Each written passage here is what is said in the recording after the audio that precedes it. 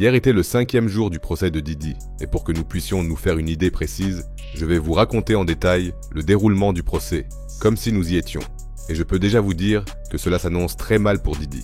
Ces derniers jours, de nombreux jurés potentiels ont été exclus et la défense a accusé le ministère public d'avoir principalement rejeté des jurés noirs et a demandé les raisons de ce rejet. Le procureur a répondu en expliquant le rejet de chaque juré noir. Le juge a examiné ces explications et n'a trouvé aucun signe de discrimination, ce qui n'a bien sûr pas plu à la défense de Diddy. Elle a continué à affirmer que Diddy était visé en raison de la couleur de sa peau et que le procureur, composé exclusivement de femmes blanches, avait délibérément exclu les jurés noirs. Le procès a alors commencé. Au début, il a été confirmé qu'outre de nombreux témoins, Cassie et 4 autres témoins clés allaient témoigner contre Diddy. Son ex, qui n'est appelé que Jane Doe, une ancienne employée de Diddy, et Rodney Jones, son producteur à l'époque. Le 5e témoin, dont l'identité n'est pas encore connue, serait une femme qui peut confirmer tous les actes de Diddy, même si elle n'a pas été victime des agissements de Diddy. Le ministère public a toutefois annoncé que l'une des témoins avait disparu depuis plusieurs semaines et que même son avocat était injoignable. C'est pourquoi beaucoup pensent qu'elle a été soudoyée par Diddy pour ne pas témoigner devant le tribunal. Cependant, ce ne sont pour l'instant que des rumeurs, et l'identité exacte du témoin sera révélée au cours du procès. Puis, la partie la plus importante du procès a commencé. Avant que les premiers de témoins ne soient entendus, le ministère public a lu sa déclaration liminaire, que je vais vous lire dans son intégralité, même si elle est très longue, car c'est là que l'on entend pour la première fois les accusations officielles portées contre Diddy. Dans ce qu'on appelle le Opening Statement, il est dit « Voici Sean Combs. Pour le public, il était une icône culturelle, un homme d'affaires plus grand que nature. Cependant, il avait une autre facette. Vous allez maintenant découvrir comment il a commis des crimes pendant 20 ans. Commençons par une nuit où il recherchait sa petite amie Cassie, puis l'a forcée à avoir des relations avec des hommes rémunérés pendant qu'il observait et filmait la scène. Lorsqu'il a appris que Cassie voyait un autre homme, il s'est mis en colère et s'est mis à sa recherche, ainsi qu'à celle de l'homme. Il a réveillé un employé pour qu'il le conduise chez Cassie, mais personne n'était là. L'accusé n'a toutefois pas abandonné et a continué à chercher Cassie. Lorsqu'il l'a trouvée, il l'a agressée violemment et l'a traitée comme un objet. Il a menacé de publier des vidéos d'elle et a même fait irruption dans la maison d'un homme, l'a agressée et a fait chanter sa petite amie. Mais ce ne sont pas ses seuls délits, et Cassie n'est pas sa seule victime. Par l'intermédiaire de son entreprise, Bad Boy Records, il exerçait son pouvoir, en s'entourant notamment de gardes du corps qui géraient tous les aspects de sa vie. Ces gardes du corps étaient impliqués dans des activités criminelles, notamment des enlèvements et des incendies criminels, et transportaient même des femmes à travers les frontières nationales. Il a fait chanter et utiliser la violence, non seulement contre Cassie, mais aussi contre Jane Doe. Il appelait ses escapades Freak Offs, Wild King Nights ou Hotel Nights, et son personnel organisait les vols, les voitures et les hôtels selon ses instructions. Son personnel préparait également la chambre avec de l'huile pour bébé et des éclairages, puis payait les hommes en espèces après les séances. Il contrôlait chaque geste et attendait des femmes qu'elles prennent du plaisir. Cassie a tenté de travailler sur sa musique, mais l'accusé lui a fait manquer de nombreuses opportunités. Ils ont enregistré, mais seul Diddy avait le droit de décider ce qui serait publié. De plus, il a frappé Cassie à plusieurs reprises, puis l'a forcé à rester dans une chambre d'hôtel pour cacher ses blessures. Et maintenant, voici la partie la plus choquante.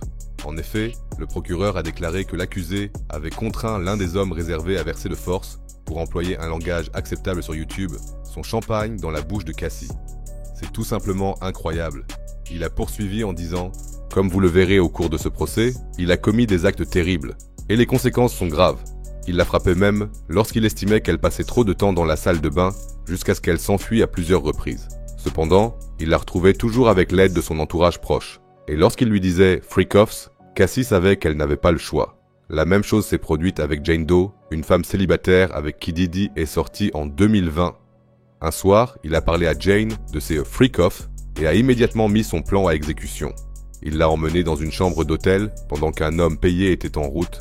Jane a alors appelé 2 autres hommes qu'elle connaissait déjà et les a invités à se joindre au freak-off afin qu'elle puisse au moins choisir un partenaire qu'elle connaissait. Un an plus tard, après une dispute, il s'est rendu chez elle, où Jane Doe s'était cachée et enfermée dans la chambre. L'accusé a alors enfoncé la porte et saccagé la salle de bain, l'armoire et la chambre d'amis.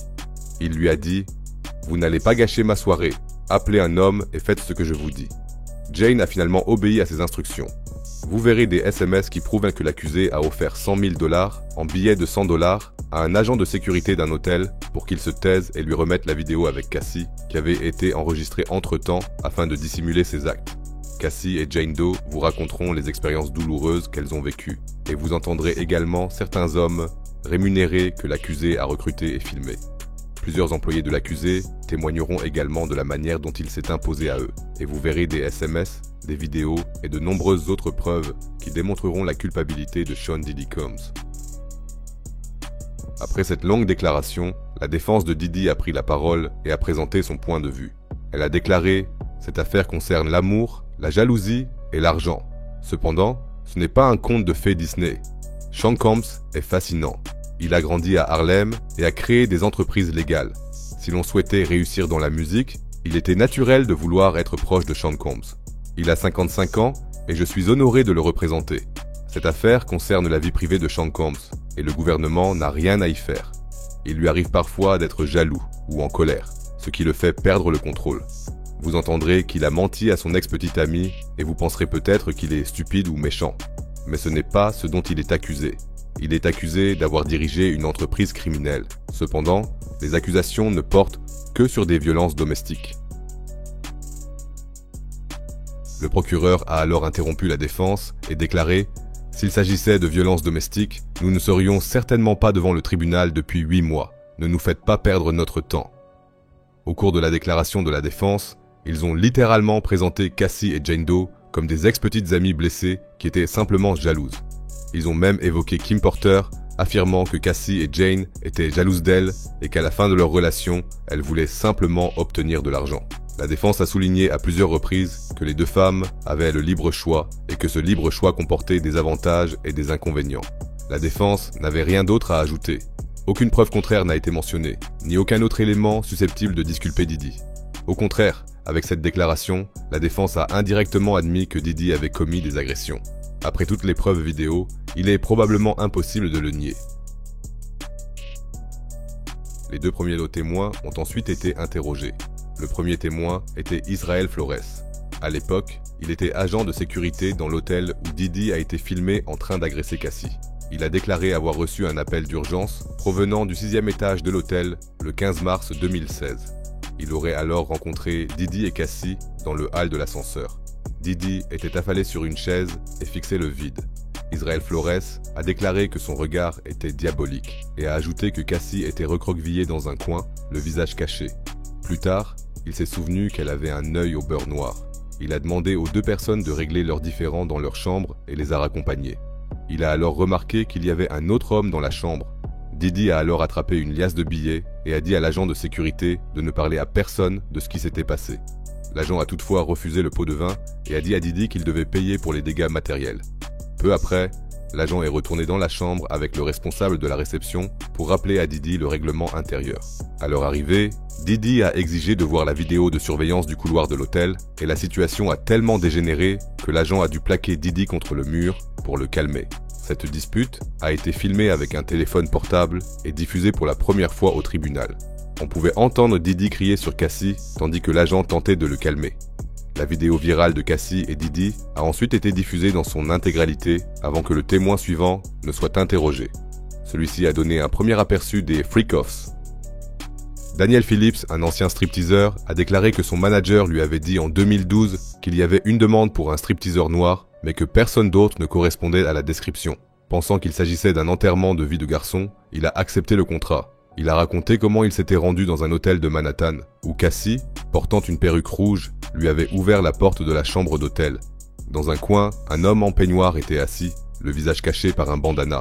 Il a déclaré au tribunal qu'il ne pouvait pas bien voir son visage, mais qu'il avait reconnu la voix de Diddy. Cependant, Diddy s'est d'abord présenté comme quelqu'un travaillant dans le domaine de l'import-export. Cassie lui aurait ensuite remis personnellement quelques milliers de dollars, plus quelques milliers de dollars de pourboire, pour qu'il l'enduise d'huile pour bébé et la masse avant de commencer, pendant que Diddy regardait. À partir de ce moment-là, il a été engagé à plusieurs reprises par Diddy, qui lui a révélé son identité. Pour ces rendez-vous, qui duraient parfois plus de 10 heures dans des chambres d'hôtels obscures, il aurait reçu entre 700 et 6000 dollars. Les déclarations de Daniel Phillips sont ensuite devenues si choquantes que les filles de Diddy se sont levées et ont quitté la salle d'audience. Il a notamment confirmé les déclarations choquantes du procureur et a déclaré que c'était Cassie qui lui avait demandé de verser son champagne sur elle.